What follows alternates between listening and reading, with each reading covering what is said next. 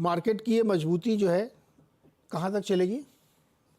नीरज जी देखिए, जब तक ये 20 डे मूविंग एवरेज के ऊपर निफ्टी ट्रेड करता रहेगा, ये पॉसिबिलिटी बनी रहेगी कि जो पिछले हाई 22,700 के आसपास के थे, उसको निफ्टी वापस टच करने की कोशिश करे। तो जब तक ये जो 20 डे मूविंग एवरेज है उसका वैल्यू आई थिंक 22,300 के आसपास है इस टाइम। तो 22,300 का स्तर ध्यान रखिए, जब तक निफ्टी उसके ऊपर ट्रेड करता रहे, आप अपनी पोजीशन में बने रहिए। या तो आप कभी भी कोई गिरावट मिले तो खरीदारी करिए, बट स्टॉप लॉस आपको 22,300 का ही लगाना है। ऊपर की तरफ 22,700 तक के टारगेट्स निफ्टी में पॉसिबल हैं। अगर हम बैंक निफ्टी की बात करें, हालांकि यहां पर उतनी स्ट्रेंथ नहीं दिख रही है जितनी निफ्टी में दिख रही है, जबकि ये भी इंडेक्स 20 डे मूविंग एवरेज के ऊपर ट्रेड कर रहा है। फिर भी एक हर्डल है 48,300 का। अगर ये 48,300 के ऊपर बैंक निफ्टी निकलेगा तो कम से कम 700 से 800 पॉइंट की तेजी देखने को मिलेगी। तो यहां नजर रखिए, अगर 48,300 ब्रेक हो तो 48,100 के स्टॉप लॉस से आप यहां पर भी खरीदारी कर सकते हैं। ओके, चलिए सवाल लेना शुरू करते हैं बिना देर किए हुए। और पहला सवाल पूछना चाहते हैं हरकेश शर्मा जी, दिल्ली से इन्होंने सवाल भेजा है और इनके पास नवीन फ्लोरिन के 50 शेयर हैं, 3409 पे लिए हैं। क्या वो कोई मूवमेंट शॉर्ट टर्म में एक्सपेक्ट कर सकते हैं?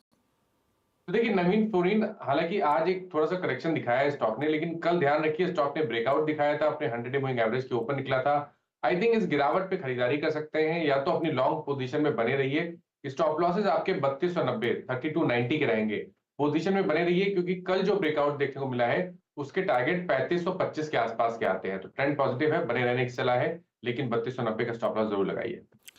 3290 के स्टॉप लॉस के साथ होल्ड करिए। उन्नाव वाले राहुल के तो सवाल है, जीएसएफसी और आरसीएफ दोनों ये होल्ड कर रहे हैं, क्या राय बनती है आपकी?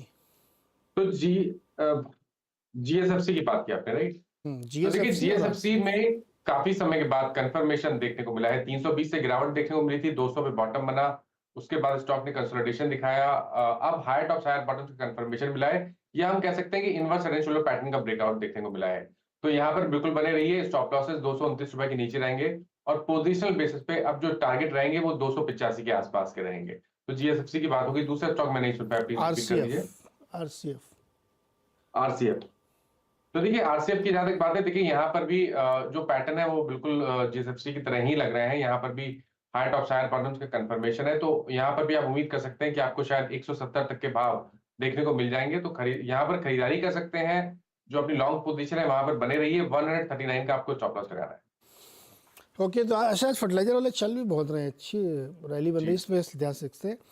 अगला सवाल है शहनवाज अंसारी का, और शहनवाज के पास टाटा पावर के 300 शेयर हैं 319 के भाव पर। साथ ही भारत इलेक्ट्रॉनिक्स भी ले रखे हैं 1005 शेयर 182 के भाव पर। व्यू उनका 1 साल का है, 1 साल के लिए दोनों स्टॉक।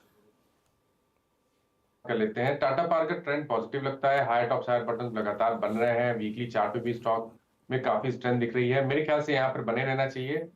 1 साल के हिसाब से चले तो जो आपके स्टॉप लॉसेज है वो 380 रुपए के नीचे रहेंगे, और टाटा पावर में 520 तक के टारगेट्स पॉसिबल हैं। दूसरा स्टॉक बीएल है, जहां पर यहाँ पर भी अगर आप देखिए तो कंसोलिडेशन है, एक फ्लैग पैटर्न बन रहा है, वीकली चार्ट पे बेहतरीन लग रहा है स्टॉक। और आप उम्मीद कर सकते हैं कि 1 साल में आपको शायद 290 तक के भाव देखने को मिल जाएंगे।